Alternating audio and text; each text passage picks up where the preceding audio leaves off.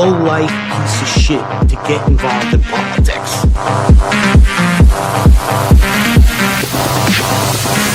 Who am I supposed to vote for? Am I supposed to vote for the Democrat who's going to blast me in the ass, or the Republican who's blasting my ass? Politics is just all one big ass blast.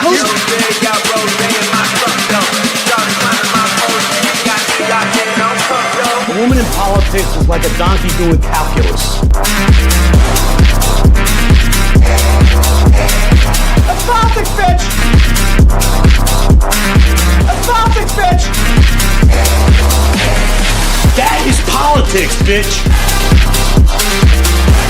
But with global warming... Dumb science!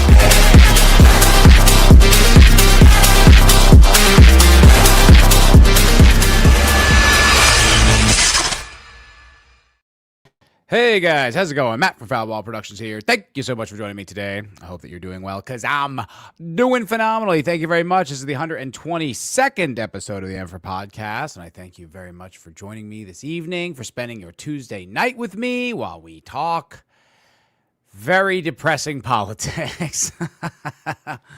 We've got a very big story that we're going to crack into, that we're going to get into today. It's crucial. It's absolutely crucial. It's probably, I would argue, maybe the only good politician in the entire three chambers. He's the only one who's solid. There's a few others, but he's a real bad motherfucker. And unfortunately, he had a primary today, and it's not looking great, folks. It's not looking great. This is life. This is politics. This is the game we play, isn't it? Other than that, I mean, there's a few other things going on. I mean, the Iran war has been completely stuck in some ridiculous stalemate, and it continues on. And Trump set another new deadline, and it's more of just the same. Something I saw that was kind of funny is that Thomas Massie is running his primary in Kentucky, right, for a House seat. And his opponent is this guy, Ed Galleran, something like that. And he is... he's a nobody. I think he's a Navy SEAL or Green Beret, some kind of special forces for the military. But really, other than that, he doesn't have any political experience. No one really even knows his name. And it's kind of hard. Like when you read it, it's like Galagarin. It's like no one even knows. But he's why did I start that? Oh, right. So I saw this video of him. And one of the things that he's campaigning on, one of the things that one of his big causes, something he wants to implement into government when he acquires power, is to bring back the draft, is to bring back selective service in the military, which is like, wow, fantastic. That's the guy you want. You don't want the guy taking on the elites and releasing the Epstein files. You want a plant, clearly a plant, who's going to reinstate the draft. Oh, that's America for you. Hello, Sentient Dildo. Shalom to you. Shalom. Shalom. How are you? How are you this evening, my friend? It's good to see you. It's good to see you. So I guess we'll just break right into it. So maybe people don't really know. Maybe people don't really know the full story. So Thomas Massie is a congressman in Kentucky's 4th district? Yeah, 4th district. House of Representatives, there's quite a lot of them. A lot of them come and go. House seats are 2 years. It's not usually a significant thing, unless, of course, they hold committees, which Thomas Massie does quite a bit. He famously had a back and forth with, I think it was Pam Bondi in the House. And Pam Bondi was in the throes of covering up the Epstein files. And that was when she had her famous meltdown where she was trying to say, hey, the Dow is over 10,000. What are we even talking about this Epstein stuff? And that's Thomas Massie. So he's a libertarian leading Republican. He's often accused of not being a loyal Republican, that he votes with the Democrats. And it's actually funny because some people did the work on this, and they found out that not only does he not vote with the Democrats, but Thomas Massie voted with Biden less than 2%, which is actually lower than any other Republican in the entire House. He's more anti-Democrat, more anti-woke, more of a legitimate like party Republican than the people they're accusing of him of betting. And there's been all these very just low, like slimy political attacks that are going against him, bringing back his ex-girlfriend and trying to claim that she like took hush money. And, it's just a story. One of those stories they always drop. There was a term for that. I can't think off of the top of my head, but they always have like this big bombshell right before elections. And this election is the most expensive primary in the history of the United States of America. So primaries, right? They're not even really, it's not like an election yet. It's basically like a pre-election to see which party candidate gets the nominee. Excuse me, and then it has to go to the general. So obviously primaries matter, but you wouldn't think that they would draw this much money, but it apparently over $20 million was spent on the new guy, the usurper who came in. And it's got a very interesting source of where all that money is coming from. Oddly enough, it wasn't individual donors. Thomas Massie himself, I think, raised over $6 million just from individual donors, just from people who are in Kentucky. Those small dollar donations, kind of the same wave that Trump rode in 2016 the first time. It's like an indication that a lot of people on the ground are, it's a grassroots indication. They're on your side. They believe in your cause. They think you're actually going to do a good job. You're going to be a politician that represents the people's interests. And you're not moneyed by donors, and you're not moneyed by, foreign countries who have some kind of vested interest in controlling our government, stuff like that. And so that's been Thomas Massie. And he's carried this district by like leaps and bounds for 14 years. I'm not that there was an election every year, but he's been in the seat for 14 years and has carried it. But if you'll remember, last year, very famously, he made a grand effort to stand up against Trump, the deep state, the establishment, the elites, the whomevers, then forced the release of the Epstein files. And Peter Morrow saying, you mean hush money like what Trumpy paid the porn star? Well, I don't know. It seemed to be slanderous. I didn't look into it, and it's kind of hard to say. It seemed like a planted story. It didn't seem real. They also, like Laura Loomer released some text messages of Thomas Massie's. It's supposed to be like damning and indicting, and they were nothing. They were like intimate, but they weren't even really particularly sexual in nature. He was just having a conversation with his chick about his dick, but it was like in a fun way. It wasn't even sexual. It was just like the TSA guy grabbed his dick, kind of. And like they're like, bull, bombshell.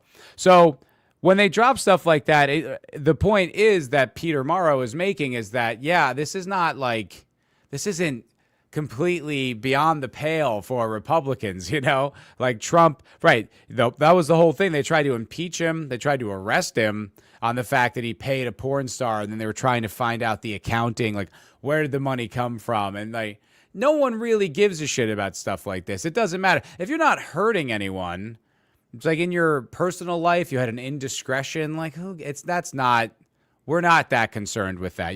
Maybe 50 years ago it would have been a big scandal. And it's like they use it in the sense that, oh, this is something we can run with. But truly, the voters don't care. Certainly Trump voters don't care.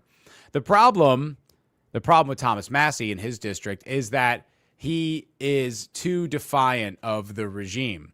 And if you've noticed, the regime is Israel first. Kind of seems like Israel only. And he just doesn't go with that. He's voted to stop foreign aid to Israel. He also, like I said, put up like a really big fight to make sure that the Epstein files got released, with very heavy ties to Israel with Jeffrey Epstein and Lex Wessner and all these people that are in it that are very, let's just say partial. You could say partial to Israel. And so, he's been a thorn in the administration's side, not because he's insufficiently conservative, which is not the case. He actually is. He votes with the party. It's something like 80% of the time. He's just a libertarian. He's trying to be fiscally responsible. He didn't want to vote for the big, beautiful bill because it didn't cut spending. It didn't even include the Doge cuts, the big, glorious Doge cuts. It didn't even include those. And the whole story's like, oh, well, we'll kick the can down the road and we'll get it next time. But we really need to pass this now. And we all know that's not true, right? That's not true. There's midterm elections. They're not going to force it in. And so, because he's the type of guy who goes against the party, goes against this, the Trumpenreich, they hate him for that. They don't like him. And like I said, they've poured $20 million into his district to try to dethrone him, try to unseat him. And it looks like it worked, unfortunately. The reporting that's coming out, what I'm seeing right here, I'll share it with you. This is with NBC News.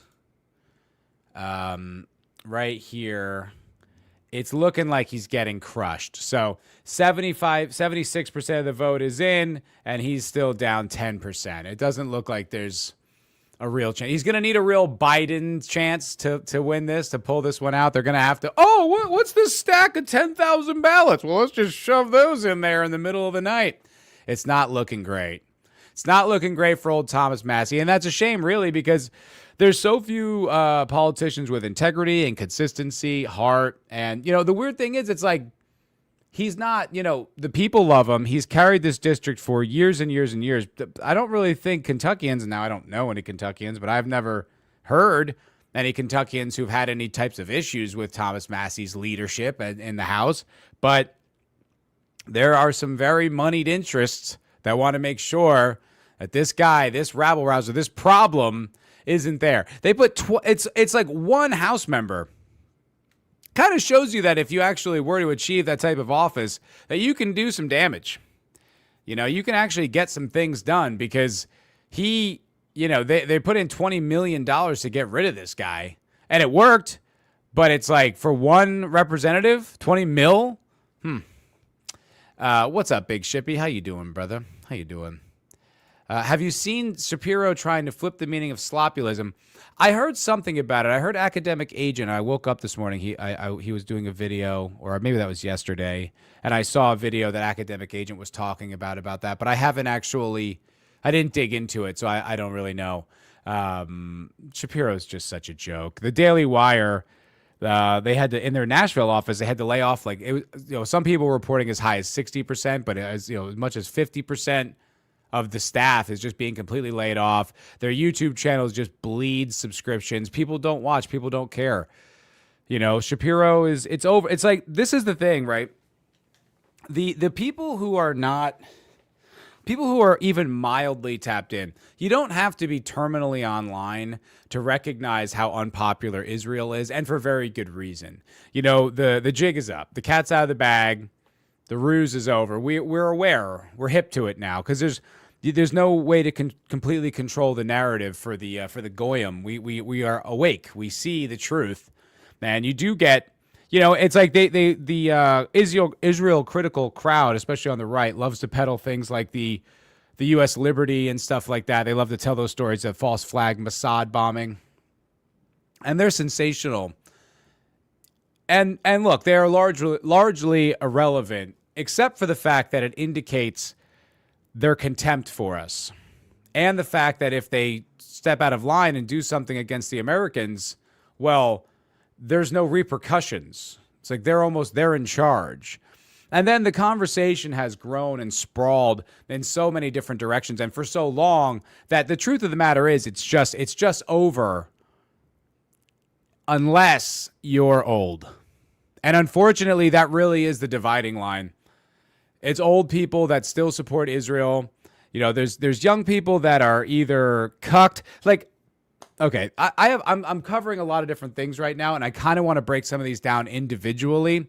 So for now, we're just going to kind of look. We're going to kind of, I'll keep an eye on that, but it looks like it's over. It looks like Thomas Massie, the only good politician, is going to lose his seat. Now look, I don't think that means Thomas Massie's going to go anywhere.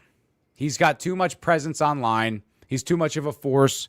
He just did Tucker a few weeks ago. he's famous. He's the type of guy that people know. Now, does that mean he'll do a presidential run in 2028? Maybe.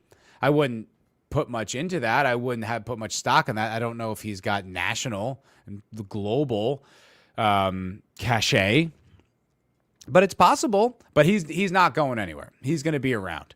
Maybe he'll run for governor. Maybe he'll run for senator. Who knows? But Thomas Massie's going to be around.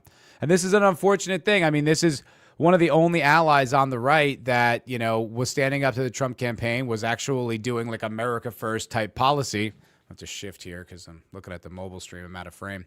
But we just don't have him anymore. And that's a real shame. And it's going to be interesting to see how this shakes out. Now, for all the people, so I do a show on Sundays on the New American Vision YouTube channel. And those motherfuckers, a lot of them, look, I like Atlas. I like Zeb. A lot of their audience is a bunch of fucking retards. And I'm sorry. And I got something special for you little cunts on Sunday. But we were discussing voting Democrat in the midterms to stick it to the Trump administration. And these people, I mean, it's like they just literally can't compute. And the thing is, it's like, well, okay, well, now what? The only good Republican is gone now, and now he's not there. So are we still just going down with this GOP ship no matter what?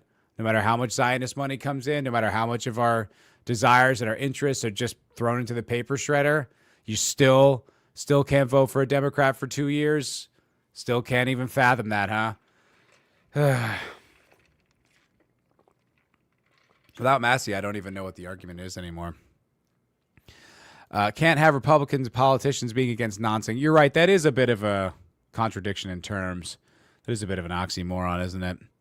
Maybe he'll double tap himself in the back of the head. Yeah, he'll be so depressed he'll shoot himself twice in the back of the head. Poor fella. Oh, I didn't see that there was a chat from Rumble. Dynakid, apparently 54 to 45%. How the fuck are people so stupid? And yeah, the draft for Israel's wars. Yeah, base Dynakid. I'm sorry I missed this from 10 minutes ago. But that is a base chat, and that is very true. So, Andre Day. It's over. The only real thing is election fraud and donor money interference on behalf of foreign nations. Our own government is using the Constitution against its own people. GG. Yes, this is unfortunately a sad time. I wouldn't recommend black pilling. I don't think it's healthy. I don't think it's productive. I don't think it's constructive. Don't black pill. It sucks. It's a reality. Accept it. That's too bad. And we lost a good one. That's a shame. Shit ain't over, though. Shit ain't over. So let's talk a little bit. We're going to talk a little bit about Thomas Massie.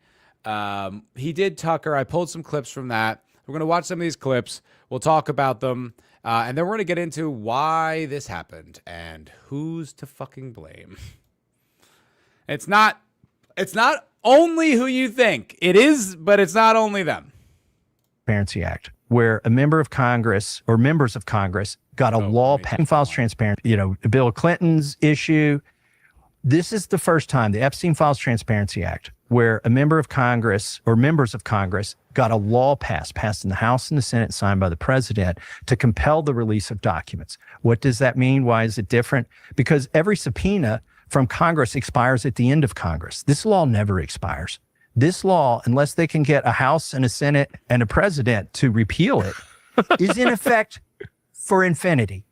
50 years from now, if there's an attorney general who's like cleaning out a drawer and finds some Epstein files, they have 30 days to release them. I didn't know that the Epstein Transparency Act was so compelling. I didn't realize it was a literal law that now has to be followed in perpetuity. And what's crazy is that Pam Bondi is the attorney general. She was in contempt of that law. And the current attorney general, whose name I don't remember off the top of my head, he's also in contempt of that law. There's still 3 million Epstein files. They're just not releasing. Look, I mean, I know that it's a redundant to point out that politicians are corrupt. I respect that. I get that. However, this might be the most corrupt administration I've ever seen in my entire life. I mean, literally under your watch, a law was passed to make sure that the Epstein files got released, and you're just not following it. You're just completely ignoring it. And then you go ahead and launch this not a war, but it is a war, but it isn't a war, and fuck it up entirely. You don't do any of the things you promised the people, your electorate, that you were going to do. No mass deportations, no tariffs, no Doge, et cetera, et cetera. And there every week you hear some new story of insider trading. Someone in the Trump administration bought 10,000 Nvidia shares and made $700 million or something like that. And you're just like, how what? I thought the whole point of the American system, and I understand this is going to sound naive, and I understand, I get it, but I thought the whole point was to have some checks and balances, right? Like that's why we get like stuck in this like bureaucratic mud all the time, as this whole thing. But that just seems to not be the case. It doesn't seem to be that there really are any levers that can be pulled to stop this runaway freight train. And that's why I don't understand like what the counter argument is to voting Democrat. Now, Sencha was making a joke saying, Matt, you're going to vote so hard. And people, rightly point out, oh, you can't vote your way out of this, can't vote your way out of this. It's like, well, you can make it hurt though. And if enough Republicans were to flip Democrat for the midterms, then they get the House. And then the House, excuse me, the House can hold committees and the House can impeach. And they can make the next 2 years of the Trump administration absolute living hell, and they should do it. The Secretary of War, the Secretary of Defense, Pete Hegseth, he went to Kentucky to campaign against Thomas Massie. He's not even a politician. And he went and he campaigned against Thomas Massie. Completely unprecedented, never happened before, technically legal, but so classless. Just to get rid of it. It's like you're in an unpopular war and you're losing. You're not it's like, don't you have other things to do, Pete Hegseth? Don't you have something to like get us the fuck out of the Strait of Hormuz, you fucking idiot, you mimbo, you male bimbo dick? Get back in your office. Or you know what? Just resign and give it to Tulsi. Maybe she'll get us out of there. Andre Day. The whole point of the presidency was one man emblazoned the role itself, George Washington. Person of admirable character, the war general, didn't want power, etc., etc. Not a real estate tycoon, gold obsessed. It's so funny. I was talking about this on my Sunday show on Nav. And I've made this point. It's not exactly novel, but they're the libs, like I always have to make this caveat so people don't misunderstand, but the libs were not right about Trump, right? Like I always point this out, is that if Trump executed all the things that we wanted him to do, 100 million mass deportations or whatever, tariffs, Doge, the whole thing, they would still think he was a Nazi. They would hate him. They hate him no matter what. However, they were astute. They were correct about his unsavory character and his like salesman bullshit and his corruption and his like narcissistic ambitions. They were right. They picked up on that. It was all like in a tornado of just being triggered and, the woke insanity and, not really having a good vision for the country. So it was so easy to dismiss them. But on one level, they were right. They were correct. He is like a reality TV star. Like that actually is it does encapsulate him better than I think, myself and many others gave it credit at the time. It takes time to redact all that documents, Matt. That's true. You know how many Sharpies that is? It's a lot. It's a whole lot. 3 moos. 3 moos brought down the entire nation. They call us bigots and then bad names. Hello, Zax. What's up, Zax? How you doing, brother? Good to see you, my friend. Good to see you. You just described politicians and most CEOs. Ooh. You getting a little lefty on us, Zax? Are you going after the billionaires? Should billionaires be illegal? There's no reason why anyone should be a billionaire, huh? Zach's getting soft. No, I'm just fucking around. It's incumbent on, we didn't name Pam Bondi. We said the Attorney General of the United States. As long as there is an Attorney General of the United States, that cabinet position may go away before the Epstein Files Transparency Act goes away, because it's forever. But let me tell you the category of documents that will eventually be released that haven't been released that you touched on. We said in the Epstein Files Transparency Act that you have to, the DOJ, FBI, and U.S. attorneys have to release internal memos and emails about decisions on whether to prosecute or not prosecute, about decisions on whether to investigate or not investigate. And right now, the Attorney General is claiming something called deliberative process privilege that they use when they want to keep Freedom of Information Act files. It's getting a little technical and a little dull. I'm going to play one more clip about the Epstein files, just because this is so significant, and you're seeing how many careers it's costing. Like, for me, if I were them, like, what I don't know, I wouldn't expect this to have like a dimming effect on the public's interest to see the files released. It's like, oh, you spent $19 million to unseat a congressman, a House of Representatives member, because he was the guy who led the charge on releasing the Epstein files. Boy, would really like to see the rest of those Epstein files if it's that big of a deal to you. Let's crack those open. You are in contempt of the law. You are breaking the law. So let's see them. I don't think this is going to have the effect that they think it does.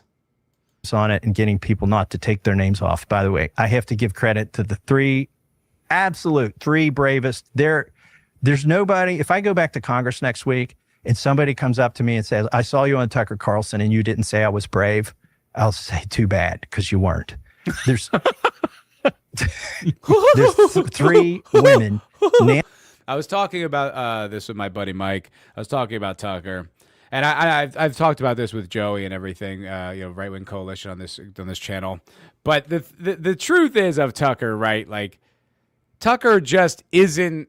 He isn't what he seems. At the very least, the accusations that he's working for the CIA. His connections to Peter Thiel are very suspicious.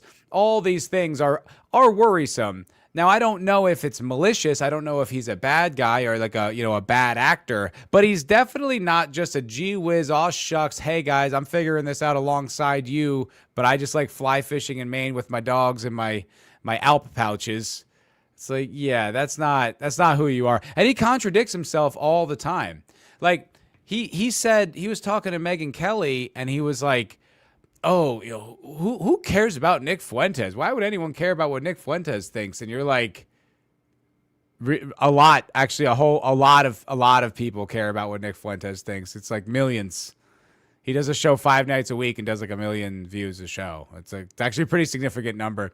And not to mention, he still is like overcoming the specter of the anti-Semitic and the evil, whites. He should be right there alongside Candace and Tucker on YouTube with this giant reach, but he isn't. He can still only do it on Rumble.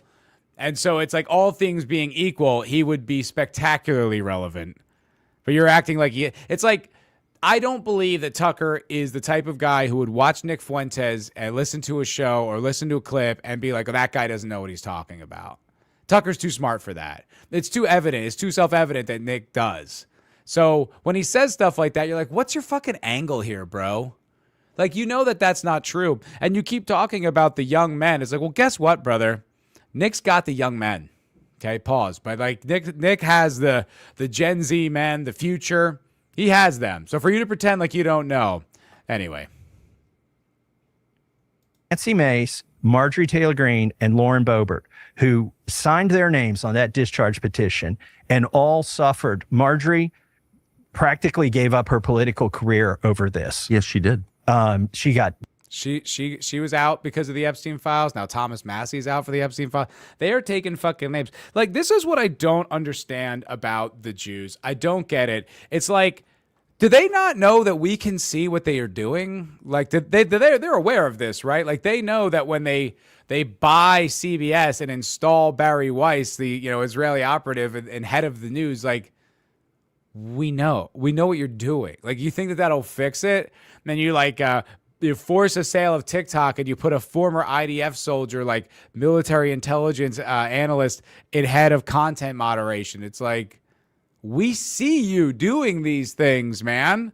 Like, we know. Like, I just don't understand. Like, when they make these moves, it's like, you put in $20 million to unseat Thomas Massie. It's like, you think that's going to curry more favor for your lobby and your agenda in the future? Like, all this does is always just bolster more resentment, more unification against you.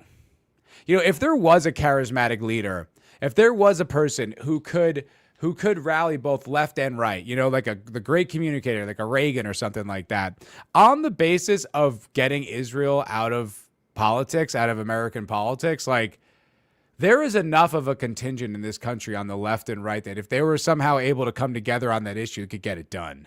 Now, obviously, that's a pipe dream, and specifically because the left's problem with like Israel is, you know, many of like the Hassan types, like they still think of it as an extension of white supremacy, which is really pretty funny. But their programming was done very well. You have to respect that.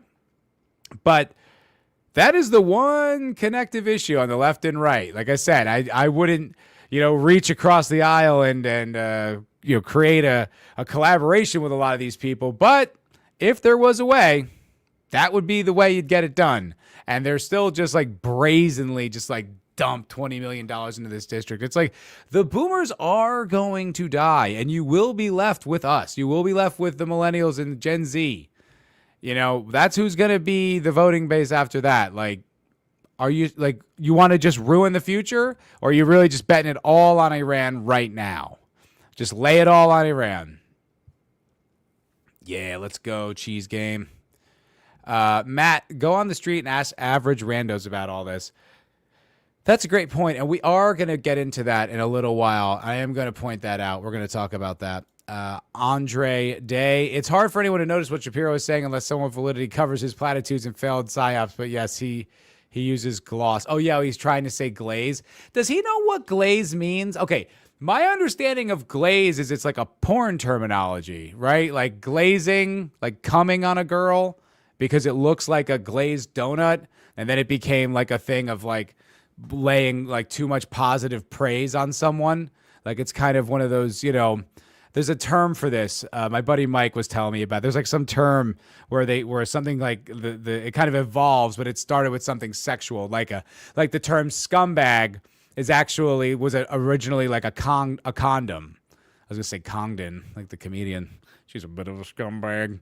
But no, it meant like it was scum, like it's where you dumped it in the bag, the scumbag. That was like a condom. And so I think glaze is like one of these things. Like, I don't think Shapiro is aware of that. I don't think Shapiro knows what terminology he's using. But that's good. No one tell him. Let him keep it up. She and her children got death threats over this. Not from the left, from the right.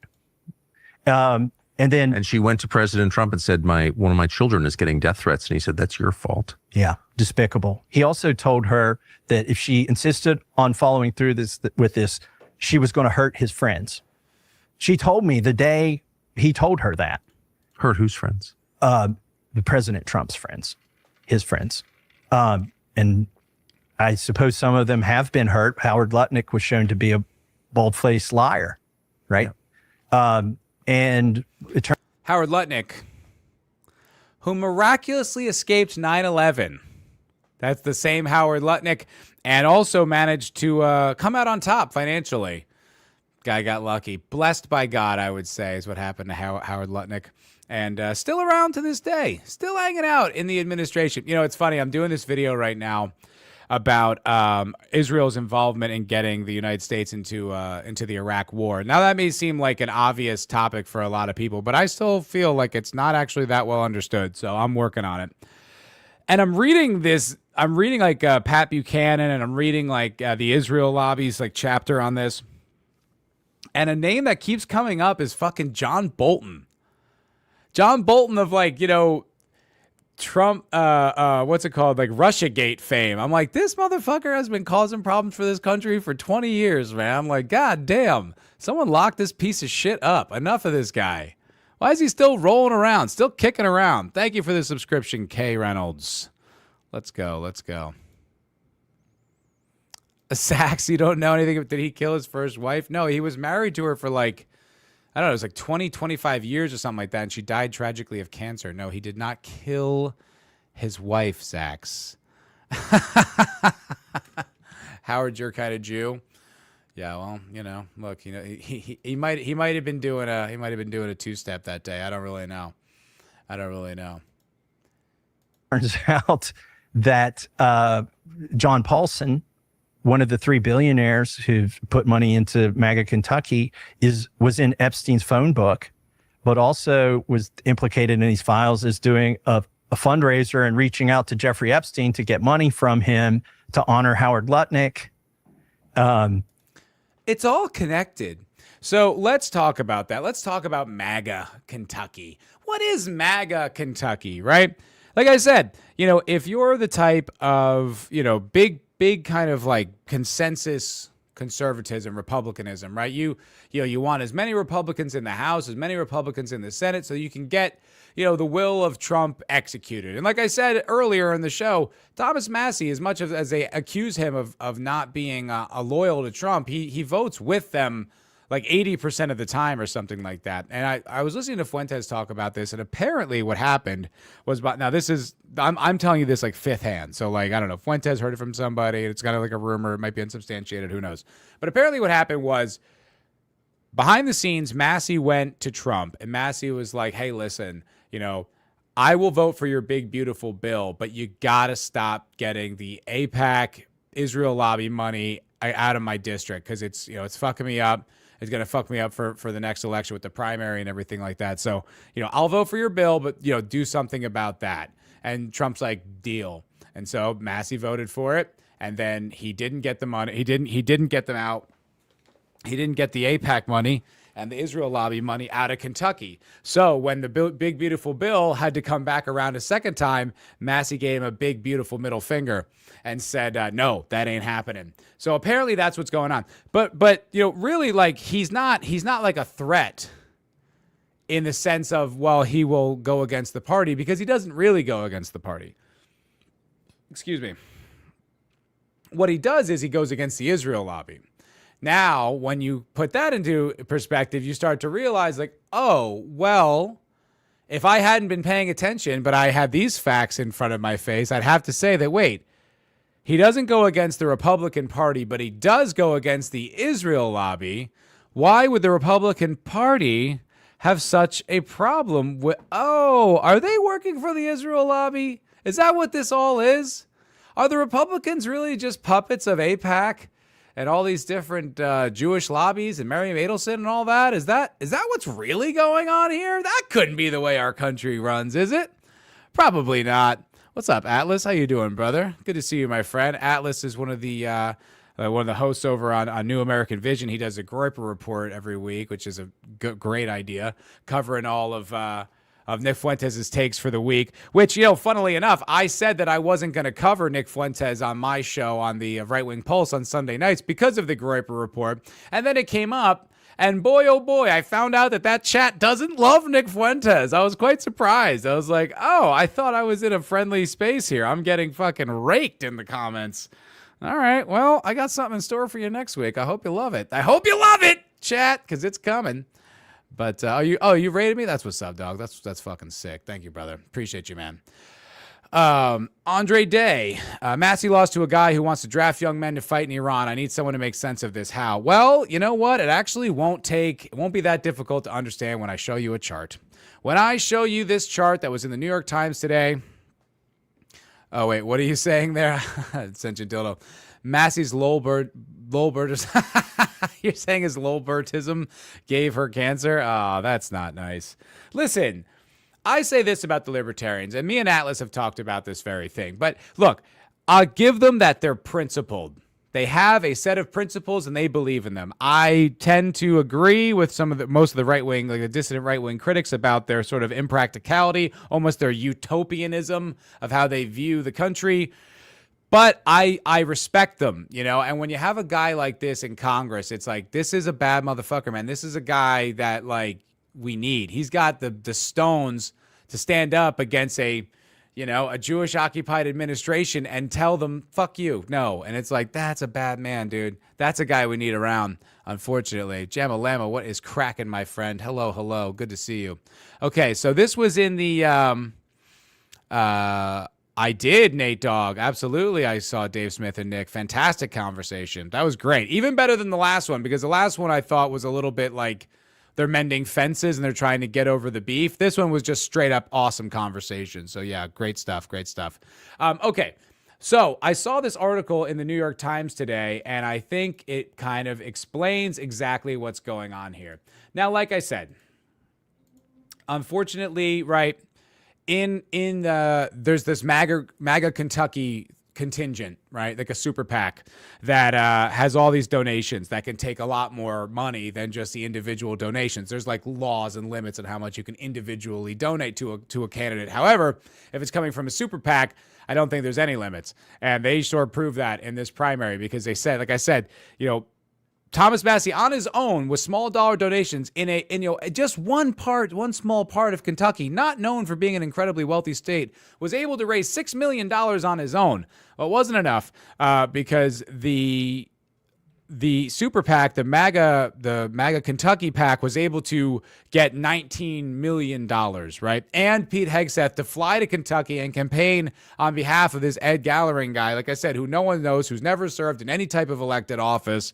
But the bulk of the money came from someone like Miriam Adelson. If you don't know who Miriam Adelson is, she was married to Sheldon Adelson, has been very involved in politics. He was a casino owner, a billionaire, Jewish man. Miriam Adelson, Dave Smith likes to joke to say that she was born in Palestine because there was no Israel state when she was born. So he likes to say that she's a Palestinian, which is pretty funny. It's a nice little troll, but she's an Israeli woman. Jewish, as you might imagine.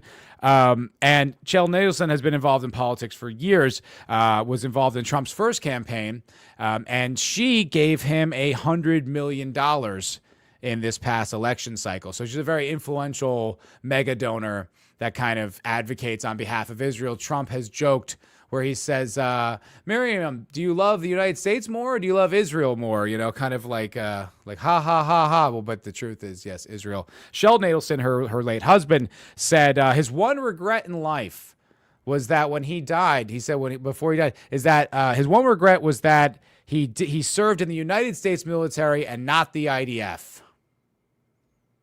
The Israeli Defense Force, if you're unfamiliar. That's Sheldon Adelson's one regret, is that he served his country, that he served the wrong country. That's Miriam Adelson's late husband. So she dumps all this money into MAGA Kentucky to this guy who no one ever heard of, this guy who, as Andre Day is pointing out, that would like to reinstate the draft, would like to get selective service because, hey, listen, you can't fight a bloody, brutal, merciless war in Iran if you don't have a draft, right? If you don't have enough soldiers to fight that war, how are we going to dethrone the Persians? How are we going to end Persian society and give Israel their regional hegemony? You just can't do it. So we need a draft. And that's what Galleron's here for. But the reason this happened, there's a few reasons why it happened.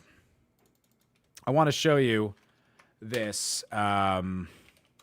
these poll numbers that came out. They were very informative, fascinating. Let me see if I can't pull them up. Here they are. Okay. Oh, these are stupid. There was one that was organized a little bit better. It was now, unfortunately, everything in on Twitter is the election results. But basically, there was a dividing line on support for Thomas Massie. People who were like 45 and older, Massie, 25, 30 points, way better over Galleron. And you flip that switch, you go over that age, you go into 60, 70, 80, overwhelming support for this Galleron guy. Okay. Now you'd say, why? The Trump administration is doing a shitty job, right? They're not getting mass deportations. They started a war in Iran. He works for the fucking Jews. Who is this guy? He's not helping this country, right? So you'd think that your average citizen would look at that and be like, hey, that guy's he's not a Republican. He's not representing my interests. And if this guy, Thomas Massie, this guy's been doing a great job in my state for 14 years, is standing up for him, there must be a good reason. I bet that guy's a good guy. It's not actually how it played out. And here's why. I saw this in the New York Times, and it was not baffling, but obvious.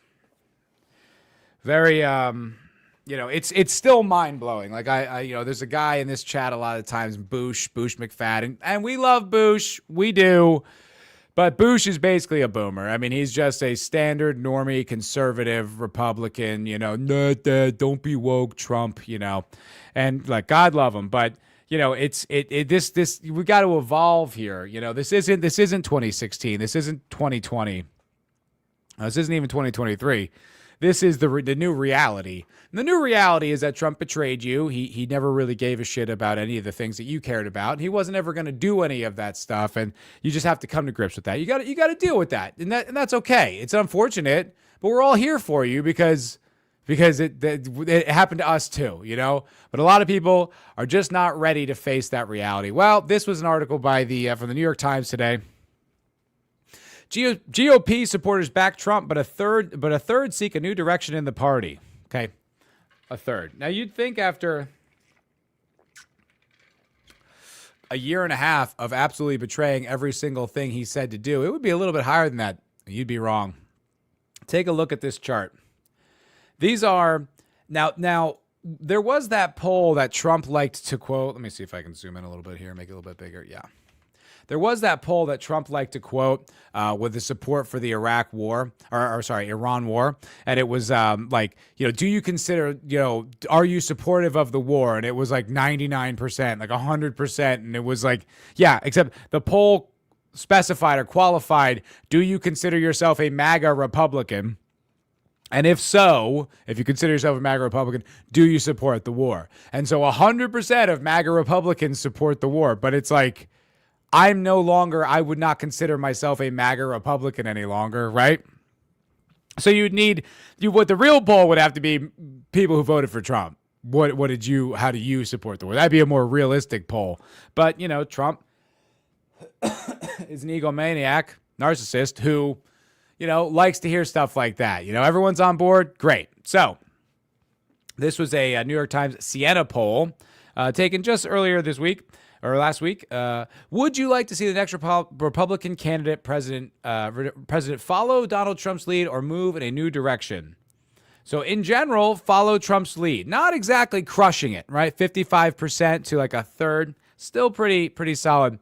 On immigration, 77% of Republican voters think they want to follow Trump's lead on immigration. Look, I don't believe in cynicism. I don't believe in chronic negativity. Okay? I believe optimism is the only way. Hope is necessary. But if there was ever a black pill, that fucking poll is, what exactly did you like about his immigration policy? The fact that he didn't deport 40 million people and he has no interest in doing it? The fact that he's imported more H-1Bs than any other president in history. The fact that the other day he said he was going to import, 400,000 Chinese students to pay for these collegiate, tuitions. What part of his immigration plan do you actually like? Because from where I'm standing, it's the biggest fraud in the history of politics. I mean, it's a complete farce. It's total bullshit. He didn't do anything. But look at this. 62% on tariffs. On tariffs! That should be 0. Or 10% is what it should be. Because there's probably enough people out there who could look at that and be like, well, listen, the 2016 president, Trump 1 tariffs were actually well conceived and they are still in place. And they do generate a lot of tax revenue. So that's a good thing. That, okay, would be the only thing I would accept. But this round of tariffs, are you serious? First of all, big joke, big circus. I was still on board back then, and I'm looking at the tariff schedule, and I'm just kind of like, this is sort of a mess, but I imagine he knows what he's doing. I imagine they, Scott Bessent and these guys, they have this all figured out. They know what they're doing. No. Wrong. They didn't. And he backed off. He tacoed the hell out of those things. And then the ones that went through, he executed them so poorly. How poorly did they execute them? He executed them so poorly that he had to pay back the companies for all the money because they were like illegal and they got overturned. And yet, despite that, 77% of those polled, of Republicans polled, I'm looking at the wrong stuff. 62% are still on board with tariffs. We're fucked. We're fucked. The country's fucked. Take the black pill. It's over. That is just so depressing. What's up, Papa Cotton? How you doing, brother? Good to see you, man. 59% of the Republicans polled are on board with the war in Iran. Bro, doomed.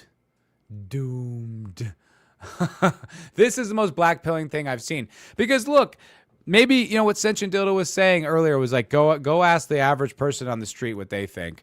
And it's like, you know what? That's a good point. Because I am terminally online.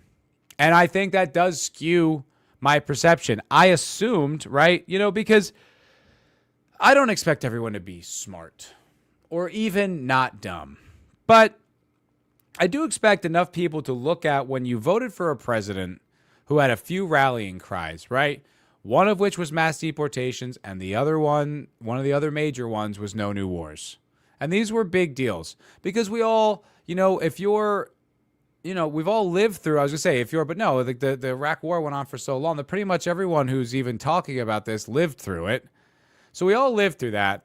We saw what a disaster it is. We saw how bad Biden did the Afghanistan evacuation and just how poor these foreign wars have gone. You know, these wars of choice, these adventurous wars in the Middle East, you know, for the state of Israel, how poorly they've gone. And so that was one of the big things. That was one of the big things that kind of got Trump over in 2016, you know, was he went into I think it was South Carolina, one of the Carolinas, and you know, went against, like, talk shit about these wars, and all of his advisors were like, "You don't do that. No, you don't talk shit about that. Not in these states."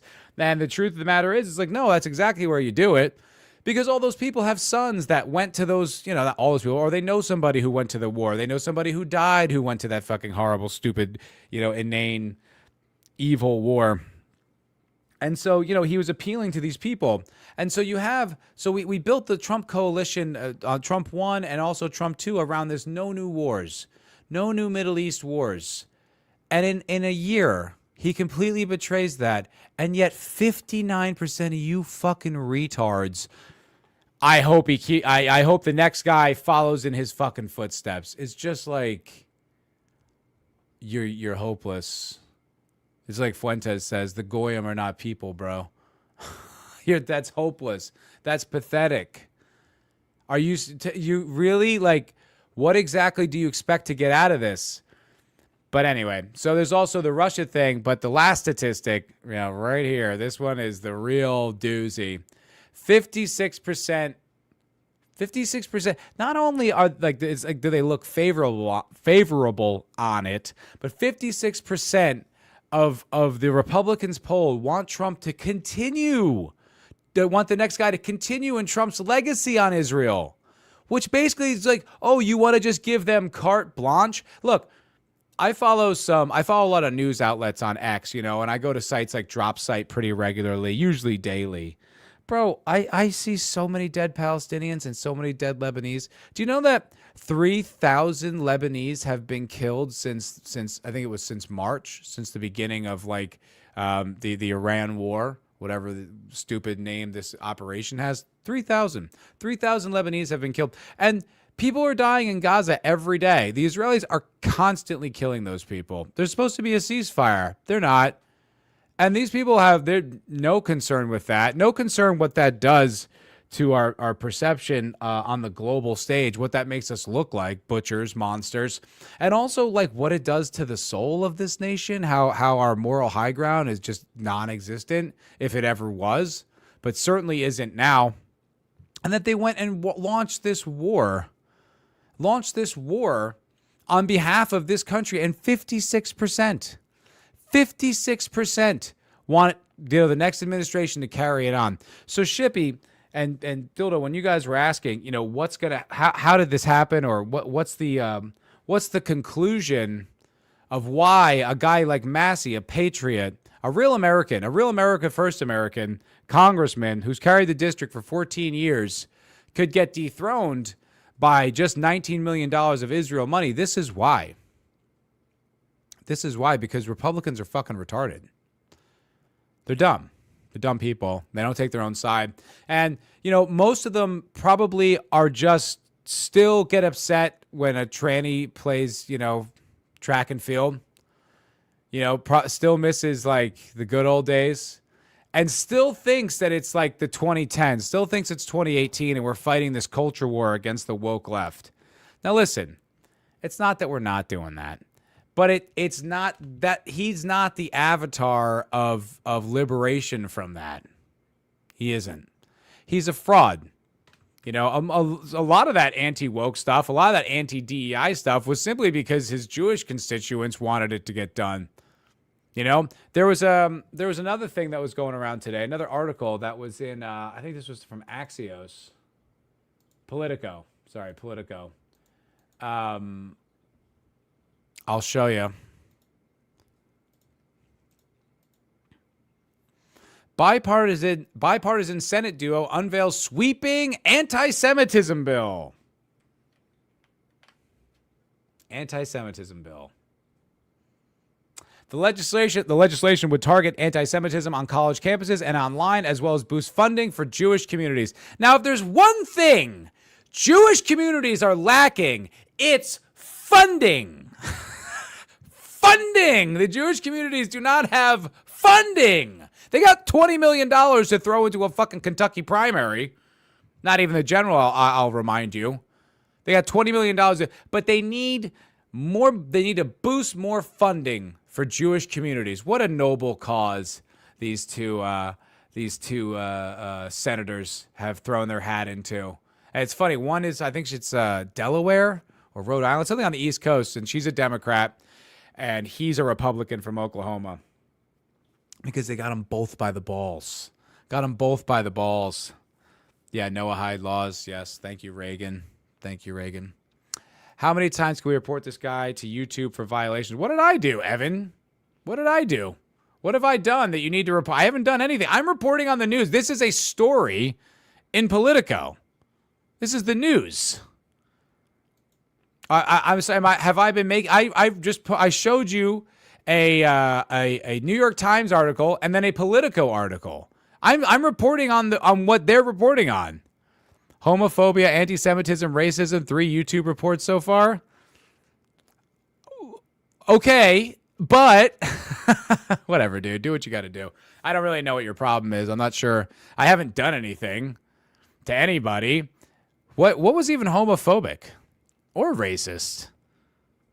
Or really anti-Semitic. I didn't even say anything about I said Mary Matelson is Jewish. She advocates for the state of Israel. She's poured $19 million into the Massie campaign, into the against the Massie campaign. That's not anti-Semitic. That's a fact. And there's a bill here, a bipartisan Senate bill to stop anti-Semitism that wants to boost funding for Jewish communities. And we're seeing how much money happens to be floating around in those communities just by the very nature of the previous story. What's anti-Semitic about that? Is it anti-Semitic to notice it? I guess so. I don't really know. I don't really know. Please clarify potential Republican supporters. Are we talking 75 and up polling group? Well, that's a good point. I don't think so, because in that article, they talk about there's a young Republican that's mentioned. I don't think that this was, okay, based on New York Times, Siena poll of 1,500 registered voters nationwide conducted May 11th to 15th. The gray segment is voters respondents were identified as potential Republican supporters if they identified as Republicans or independents who had leaned towards Republicans, including non-leaning independents who said they had voted for Donald Trump in 2024 or planned to vote Republican in 2026. So it sounds like it's a pretty broad spectrum of Republican voters. It doesn't sound like it's just the old booms, you know. I'm not a MAGA, you fucking retard. This entire point was how. All right, you know what? Would someone ban that guy? Shut up, asshole. This guy's annoying. Anyway, so the whole point is, the point of telling all these stories is that the fucking boomers are cooked. The boomers are stupid. The boomers are still under the impression that the culture war of the 2010s is still raging, and that we're still, we're still, we gotta get the trannies out of sports, and, Disney's woke and gay. And look, all these things are true. I'm not arguing that they're not true, but like I said, Trump is not the savior of these things. He's not going to rescue these things. He's going to take your vote and give it to a war, give it to the Jews for a war in Israel, or a war in Iran on behalf of Israel. I think that's completely evident. And yet the support remains. Yet the complete blind support. I mean, let me see if I can see what the vote has come into. 96% of the vote is in, so there's about another 4,300 votes are coming in. This guy, Gallerin, beat him by over 10% of the vote. Now, remind you, it's not that, like, I think Massie is cool. Kentucky has thought that Massie is cool. He's held that seat for 14 years. And they ousted him because he stood up to the Israel lobby. He stood up to the Trump administration for the crime of demanding the Epstein files get released, which, by the way, was part of the Trump campaign, which is been part of the coalition. Like, do you remember, like, Trump tried to weasel his way out of saying, oh, I never said that. But do you remember, like, when they had that ridiculous binder stunt? That was only in the first few months of the administration because people were demanding something. They were demanding answers. And the administration was playing along like, oh, yeah, we're going to release it.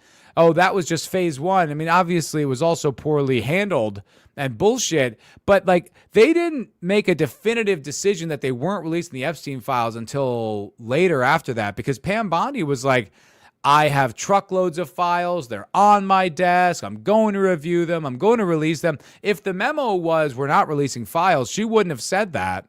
So the Trump administration was on board with releasing it until someone you might have forgot to ask weighed in and was like, hey, you're not releasing these files. So, goy vey. Exactly. Yeah, it's pretty crazy. It's pretty crazy. So, this article, so I'll read this article a little bit. It's not, it's nothing, but it's still worth noting.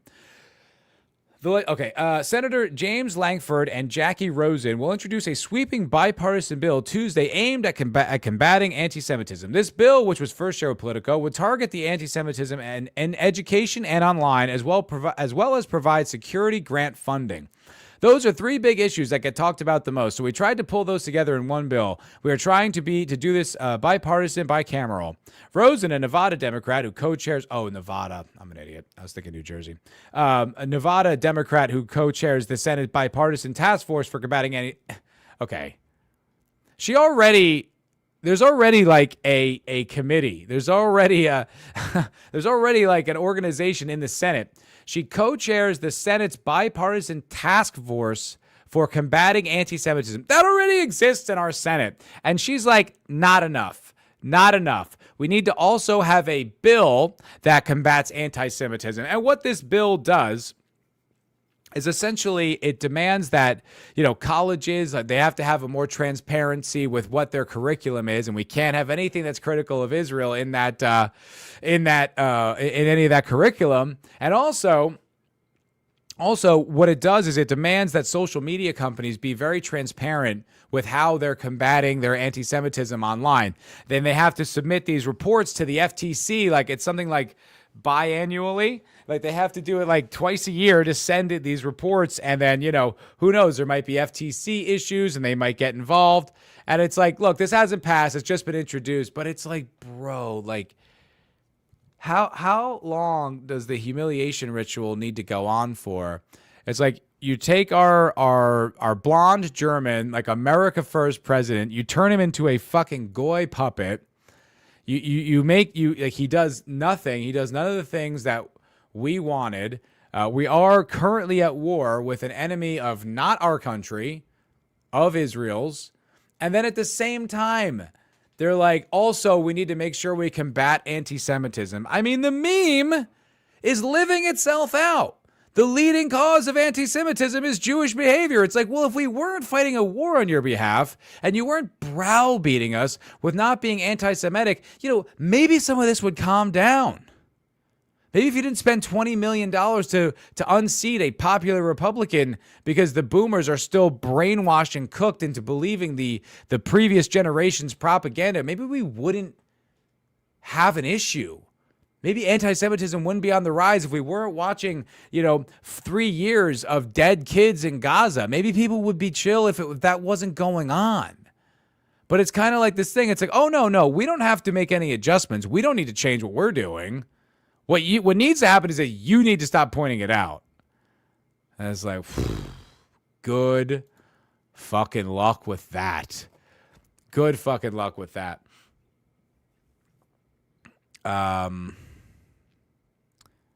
Wait, what do you guys? You guys are having your own conversation.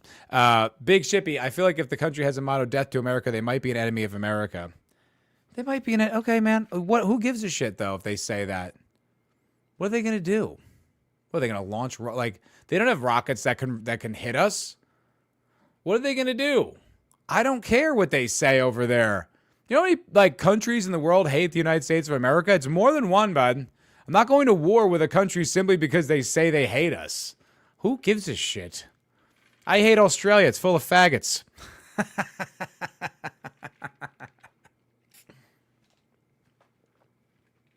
You go to war with me now, Shippy? Huh?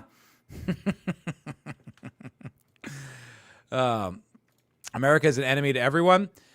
I wouldn't about everyone. I mean, we're doing great stuff for Israel. They fucking love us. I don't know what you're talking about. They're number one ally. You'll care when Europe fucks you. You guys have your own problems. I really don't even know. When Europe's like gets all like arrogant, I'm like, bitch, like, why don't you worry about like not getting raped this day, you know? See how that goes. And by the way, like, Europe is so cucked by the Jews too. You literally have laws where if you went on stream and said what I said in Germany or the UK, like, you'd go to jail. Like, they have real anti-Semitism laws. Like, you will go to jail. So I don't know. Like, I don't know where Europe gets off, like, acting like they're tough. It's like, you're not, bitch. Like, you guys are fucking cucked as hell. You know, all due respect to our Eastern European friends like Sentient Dildo, but I don't really know what they're talking about. I really don't. Oh, Ship is a Kiwi? I thought he was Australian. Oh, okay. I didn't know that. All right, well, they're all trans there. Actually, I like New Zealand. I always thought you were Australian. I like New Zealand. I did. There was a time, and I'd say probably like the late 2000s or into 2010, where like the Kiwis had like a big like pop culture moment. Like, they had like Flight of the Conchords, and like we were all still kind of hot on Lord of the Rings. And I felt like there was just kind of a lot of like Kiwi culture that was like popping up in the United States of America. And I was like, oh, they're so adorable. They're almost like a real country, you know? No, I really did. I mean, it's cringe and hipstery now, but I did really fuck with Flight of the Conchords back then. It was funny. I don't know. Jermaine, present. I love that little accent. It's like a very like, it's like a needle. There's like a little needle in the way y'all speak. I didn't know that. I thought, or is he just fucking with me? Now I don't know. Oh, okay. So he's not. He's Australian. Okay. All right. Yeah, that's what I thought. Oh, Dildo. You know, because Dildo is like, he's really good sometimes. Like, he says like insightful stuff, or he like, you know, says something sarcastic to me that's very funny. But then sometimes he just straight up trolls me, and then I don't know. And the chat's just flying by. And there's also like all the random mobile users. So I don't know. I'm trying. Don't lie to me. I'm vulnerable. I'm susceptible to this. Ugh. Wait, what are we talking about? Oh, are you saying this? They have every right to say that, and good reason. Well, listen, if you killed, like, if fucking, I don't know, Bhutan did an airstrike on the United States of America and killed Trump, you know, like, I'd be like, fuck Bhutan. You know what I mean? If it like killed Trump and Melania died and then everyone was wounded except for Barron, and everyone died except for Barron, who was severely wounded, like, I'd be like, yeah, fuck Bhutan. Death to Bhutan. You know what I mean? Like, we've had sanctions on them for like a decade. Like, we're constantly in some kind of war, some sort of subterfuge with them. Like, I wouldn't like us either.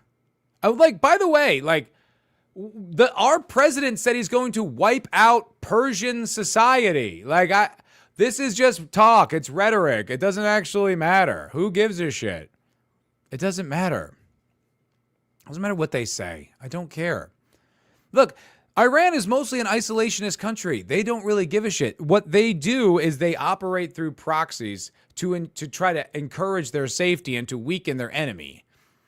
Would I love it if I was Israeli? No. Am I Israeli? No. Do I give a fuck what happens to Israel? No. So I don't care. I don't want to go to war with Israel. You know, I don't want to use all of our ordnance and our Patriot missiles to defend these people who like have nothing but contempt for us. I mean, it's like, I don't like to bring up like the more kind of petty colloquial stuff, but it's just like if the Israeli defense minister defends spitting on Christians as a proud Israeli tradition, I don't really feel like they're on our side. I don't feel like they're our buddies. Call me crazy. I just don't feel like we have the same issues. I feel like this Judeo-Christian thing might be kind of overblown. I don't know. Okay? I'm just observing the world around me. I'm just trying to make sense of it. But maybe it's bullshit. I don't know. I don't fucking know. He's wiping out civilization every week. He needs new material. Boo! You're not funny, Trump. Boo! You stink. You stink. Let's send the boomers to fight in Iran so they can save their own legacy. Winning legislation proposition. The boomers suck, dude. You know, I didn't quite understand for a while like why everyone was going against the boomers. I thought it was just kind of like trendy, or like young people were like, we don't like them. But it's like, no, they were wrong about everything. They were wrong about race. They were wrong about gender. They were wrong about economics. They were wrong about foreign policy. They were wrong about Israel. They're wrong about pretty much everything. And they let the country fall apart. And they're the ones voting for guys like Gallerin. You know? And look, let's be honest. It's a Republican primary in Kentucky. I feel like you're going to get a pretty big boomer turnout. I feel like that might be what happens. That's likely. But it's still the fact that there's still like, well, Trump said that Israel is the Jews are good and Massie is bad. And then I will vote for Gallerin. It's just like, oof, we're fucked. We're fucked. Ballot question. Draft the boomers, vote yes for Prop HA. Well, the worst part is many of these boomers, you know, served in the military because they grew up in a time where that was normal. Like my dad and his brother, I mean, you know, rest in peace, Jim. But like, you know, they both served. No, Jim saw time in Vietnam. My dad was in the Marine Corps around the time of Vietnam. Boomers, it's pretty normal for them, for the men to have served. So like, they also like understand they lived through a wildly unpopular war and yet just like, hey, let's go, you know. Hey, the Arabs, what'd they say? Death to America? Kill 170 school children. Kill a bunch of girls in a school. Because Israel said so. Our greatest ally. Oh my God. Most of Gen X is mindless sheep too. It's fucking disgusting. It actually is gay and pathetic. Gen X sucks. All due respect to my Gen X friends, but they are bad. They are boomer light. You know, they're a little bit cooler on some other stuff, but they're cooked. You know, I see the boomers online or the Gen Xers online, and I'm just like, nah, you guys are just, you know, it's just not it. You know, it's maybe it's just an age thing. It might literally just be an age thing. You get to a certain age and you just like you get calcified in your worldview. You can't really allow new vectors of information to come and influence that. I don't really know, but it is pathetic. Like last week there was some woman in this chat and it was like Gen X warrior. It's like, ugh, oh God, kill yourself. You know?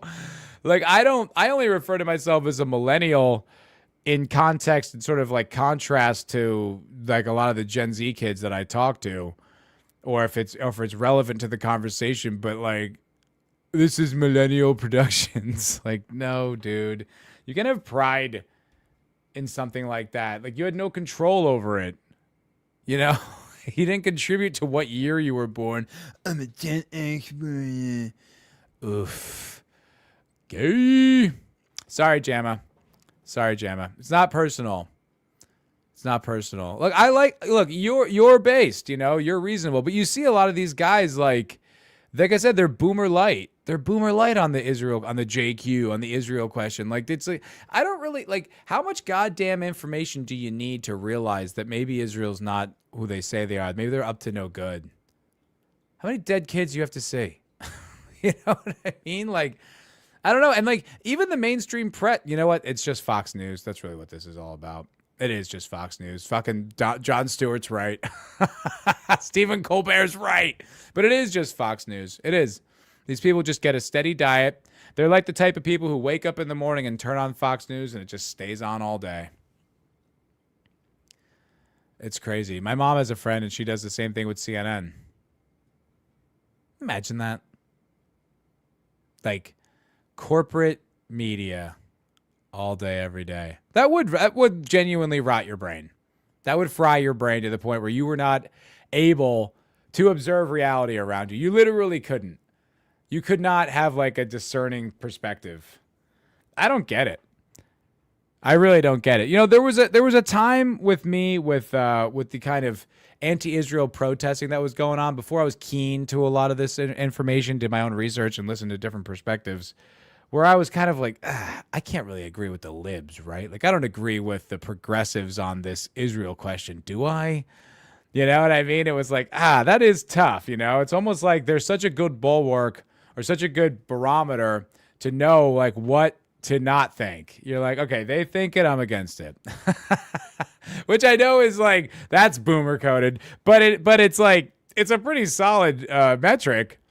You know, you'll get it better than they've got. Your worldview will be better than theirs. But I think a lot of people look at it just as like Israel is somehow like a left-right issue. Like if you're on the right, you support Israel, and if you're on the left, you don't.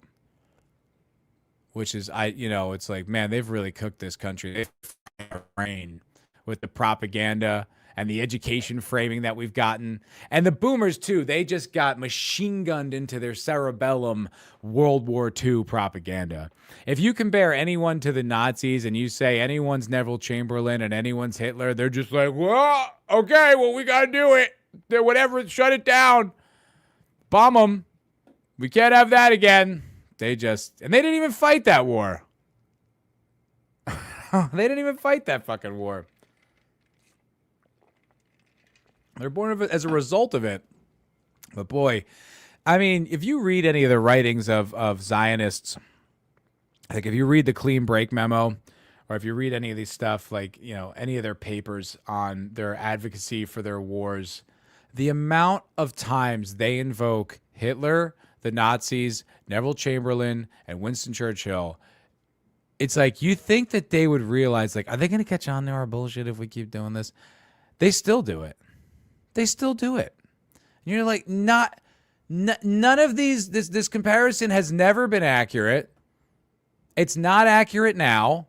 It never was. And like, it's like so cringe. It's like the working hard or hardly working guy. You know, you're like, dude, shut up. Oh, is it Hitler? Is it Hitler again? I thought Saddam was Hitler. I thought Gaddafi was Hitler. Who's Neville Chamberlain again? I mean, it's just like, oh my God. You know, a lot of these people aren't all that bright. You know? But the problem is they don't have to trick very bright people. Because Pat Buchanan in 2003 was writing about all this stuff, all about the Israel lobby and why we're fighting the Iraq war. He detailed it. He made it extremely clear. He's like, oh, it's Podhoretz and Wolfowitz and Crystal and all these guys and the neocons, and they had this whole thing. They were advocating to go to war with Iraq right after 9/11, before we even know who did it. You're like, why would that be? And he knew back then. Didn't matter. Didn't change a fucking thing. Didn't even enter the conversation, really. So it's actually all they need to do is just trick enough idiots, which they just pulled off again today. They just pulled it off again today. They got enough boomers in Kentucky to believe that Massie was an obstructionist to the Trump administration and was soft on immigration. And then they got him out because, the Jews have more money. I'm really curious to see what happens with Massie. I want to see what his next move is. You think we'll get the Massie cast? You know, you think he'll end up on Rumble? He'll be a guest on Fuentes' show. They'll do a collab. He's going to go on Sneeko's show. He's going to go to the club with Clavicular. I think that's where we're headed. That's what I think is going to happen next. What do you guys think? I'm curious. Adelson owned? Yes, indeed. I thought you meant like got owned. No. Absolutely. Mearsheimer, let's go. Real motherfucking G. Although he's kind of a lib, but he did write a good book. All I know is they don't pump their own gas in New Jersey. That's true. I don't know what that has to do with anything, but that is true. We don't. Even though I my mom moved to New York, so I don't even really have any connections to. Well, no, I guess I have South Jersey. That's not true. I still have family in South Jersey, but it does. I guess I don't have connections to like my hometown anymore. But it is weird when you go to New Jersey. Yeah, you have to wait for the guy to pump your gas. It's the only state in the union where they still do that. I don't know what that's about. What are you guys laughing about? What's happening? Am I not in on something? Am I? You guys laughing at me? Don't do that. OG, he said hours not enough. He said hours not doing enough for America, so he's moving there to pay more tax. What the fuck are you got? Oh, that's what you're talking about. Oh, okay. I'm a fucking idiot. No, there was a. I don't really want to talk about it, but there's a very sad thing in my family, and I have to. I'll probably be going home for this summer to be with family. So, but my mom moved to New York, so I'll be staying with her. That's all I want to say about it. But yeah, so that's probably going to happen. I'm not pumped because it's an 1,800-mile drive, and I have 2 cats and this whole computer rig that I can't really fly with. So it'll take me 3 days, and I have to stay at hotels where they're cat friendly, and I have to have 2 cats in the car it's like 28-hour drive. I'm not fucking pumped, guys. I'm not fucking pumped at all. But you got to do it for family sometimes. It's New York, not Newark. Yeah, shout out family. Shout out family. You know, pour one out for the fams. Wait, that means no. Don't do that. Don't pour one out. But shout out to the family. White people need to look out for. Yeah, Papa God, fuck yeah, dude. I'm throwing up a Roman. White people need to look out for white people, and that's the bottom line, because Stein Coles says so. Papa's hammered. Papa's fucking schlit-faced. Yeah, you know what? I think, speaking of pour one out for the Massie campaign. Pour one out for the only real motherfucker in Congress, you know? At least you got a good ride for the trip. Imagine if you had to do it in your last ride. Well, I did have to do it in the smart car from California to Texas, dildo. So I've made that drive before, but you're right. This time it won't be so bad, you know?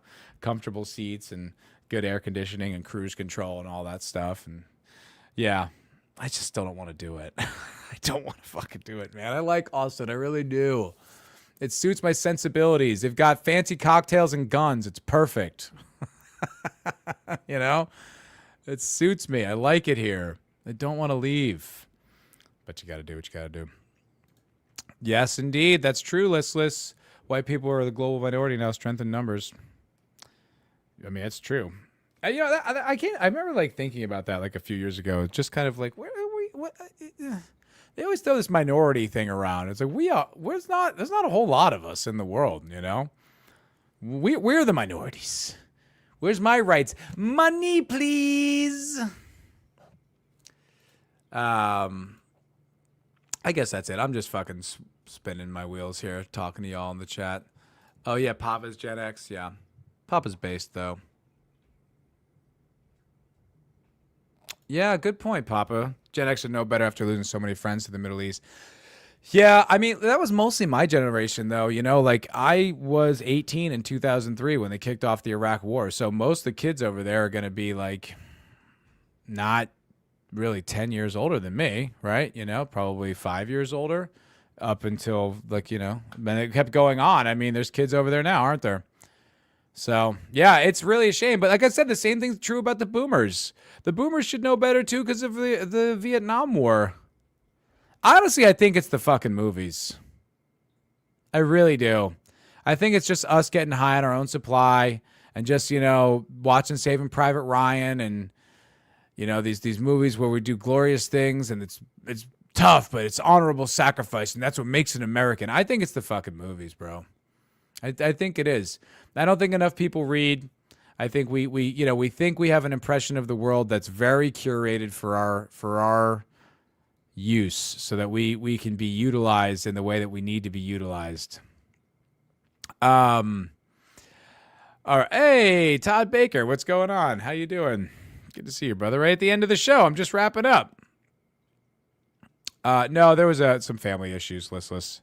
I just have to go home for sad things, but you know, It is what it is.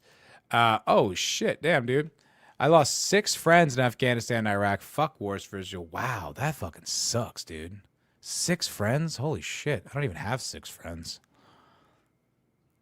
If I lost 6 friends, I'd have to start adding acquaintances and being like, oh, my friend. I mean, you know, I've played golf with him before, but he was close to a friend.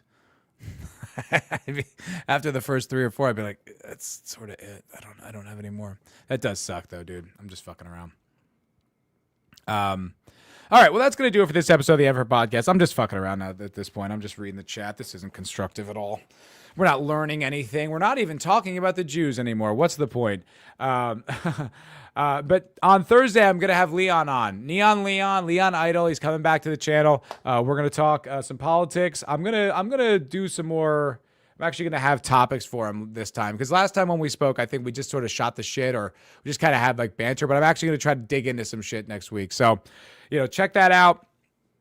And of course, subscribe over at New American Vision. Watch my right-wing Pulse show. It'd be nice to have some allies over there on Sunday night, because, man, there's a lot of guys over there that just absolutely hate Nick Fuentes, and they were just spamming this stuff in the chat the entire night. I think, Papa, I saw you pop in.